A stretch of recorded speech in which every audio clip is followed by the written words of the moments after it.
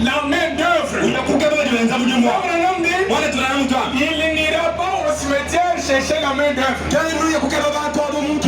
S'il va aller au cimetière, il peut voir le nom de tel qui était ingénieur en.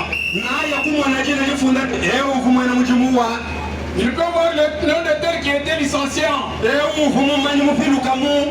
Il peut voir un tel qui était docteur en. Il peut voir un tel qui peut être maître en. Mais ces noms-là ne vont pas lui offrir une main d'œuvre. C'est pourquoi nous n'avons pas une église où il y a seulement une sœur Irène, une sœur Martine, une sœur Berthe, une sœur ceci, cela, un frère Luther, mais qui ne travaille pas. Mort, cadavre, dans nos péchés, dans le monde. Mais nous recherchons la main d'œuvre vivante. Parce que Dieu n'est pas le Dieu des morts. Le Dieu, c'est un Dieu de vivants. Et par la première naissance, Ephésiens chapitre 1er, nous naissons déjà morts dans les offenses. Nous naissons déjà morts. La vie va produire de la foi que Dieu transmettra en nous. Et la foi est un don de grâce. La foi est la révélation. La foi est une vision à longue portée. La foi, c'est un pouvoir d'achat.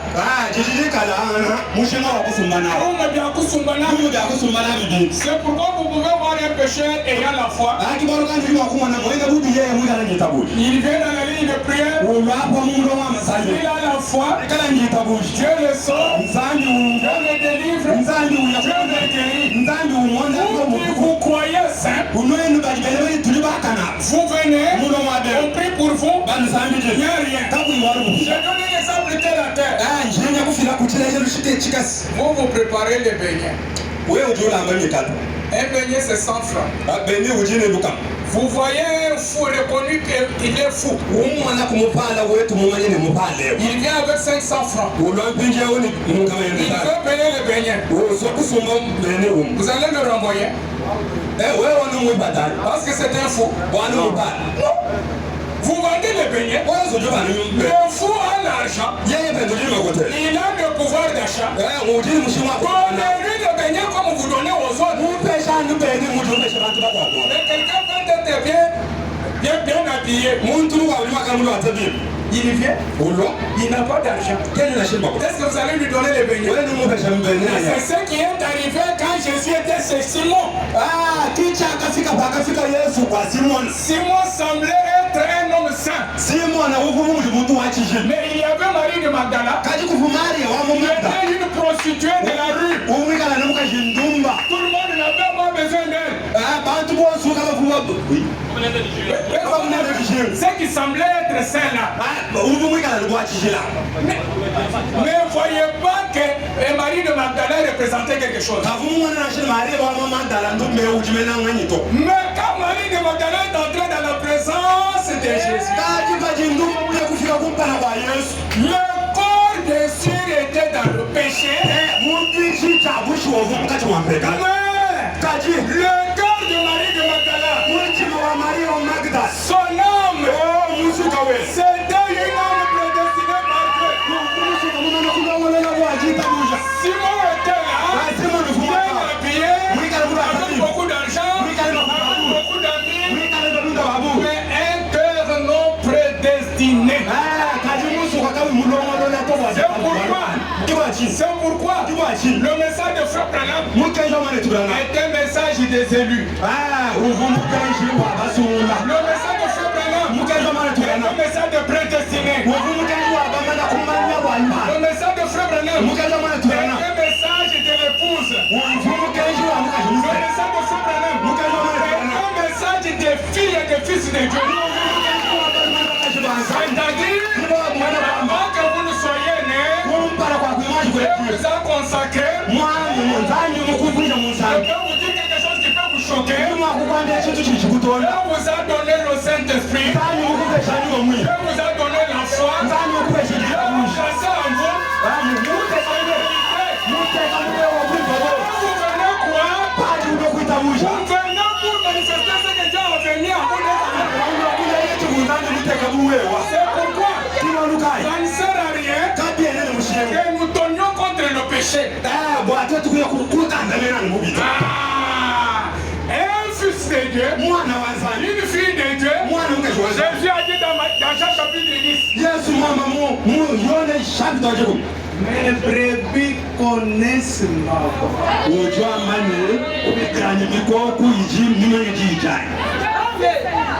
y avait quelqu'un qui racontait une histoire. Qu'un jour il s'est retrouvé en Afrique du Sud. Il passait dans les rues. Il a entendu la musique de Chalamone jouer là-bas. Il a dit, là où cette musique joue, il y a un Congolais. Ce n'est pas seulement un Congolais. C'est un Kassaïen. Ce n'est pas simplement un Kassaïen. C'est un Moulou. Je frappe à la porte maintenant. Quand il a frappé à la porte, il est entré. Il a retrouvé ses frères Louba là-bas. Qu'est-ce qu'il a appelé? Il a entendu la voix de quelqu'un de chez eux. C'est la même chose avec le message. Le message, vous êtes les délégués du ciel. Vous étiez au ciel. Dès avant la fondation du monde, vous connaissez, vous voyez dans sa pensée. Il savait dans quel âge vous viendrez sur la terre pour vivre. Et quand votre temps est arrivé, il vous a laissé sur la terre pour que vous manifestiez que vous êtes son fils, vous êtes sa fille. Est-ce que cela ne peut pas vous réjouir? Amen. Amen. Quand Paul dit ces choses, dans ce premier âge, quelque chose qui devait se passer dans chaque âge. Maintenant, alors rapidement, dans notre âge ici, vous voyez, on dit souvent le messager vient à la fin de l'âge. Vous allez jusqu'au bout. Et Dieu a lâché William Branham. Et quand William Branham est venu, pour attirer, il avait 3 phases. La première phase, Frère Branham est venu avec la guérison divine. Comme les gens souffraient de cancer, les gens sont venus vers Frère Branham. Ils ont obtenu la guérison. Frère Branham a expliqué cette première phase. Et quand il a expliqué cette première phase, il y a eu des imitateurs. Aujourd'hui, presque dans toutes les églises, si vous y allez, on parle de la guérison divine. Mais on ne guérit que le corps. Dieu avance avec Frère Branham. Il lui donne le discernement des pensées. Les gens viennent dans la ligne de prière. Commence à dire, je cherche le baptême du Saint-Esprit. Tu n'arrives pas à l'obtenir parce que tu fumes, parce que tu commences encore à adultère, parce que tu te prostitues, parce que tu as un péché non confessé. Les gens s'approchent encore de Frère Branham. Il explique des imitateurs se lèvent. Quand Dieu voit ça, en novembre 1955, il prend Frère Branham, il l'emmène dans la tente, la vision de la tente. Il lui dit, je t'ai présenté la première phrase, tu l'as dit aux gens, il y a eu des imitateurs. Je t'ai donné la deuxième phase, tu as encore expliqué, il y a eu des imitateurs.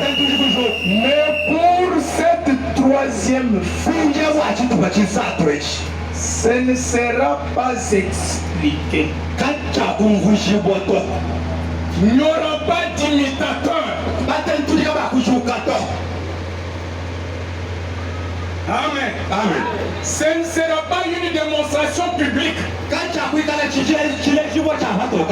Pourquoi? Parce que la troisième phase du ministère de Frère Branham, qu'on appelle le troisième poule, cherche à n'attraper que les poissons arc-en-ciel.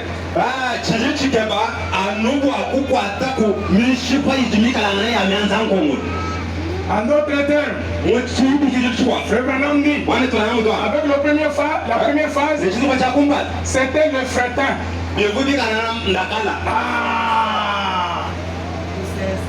Moi, loi, on me le vend tout ça, église. Puis tu parles, tu dis quoi, tu as compte, tu vas comme moi, en Zambia. Frère Branham, Zambia, moi, à ton sens. La manière, c'est vide.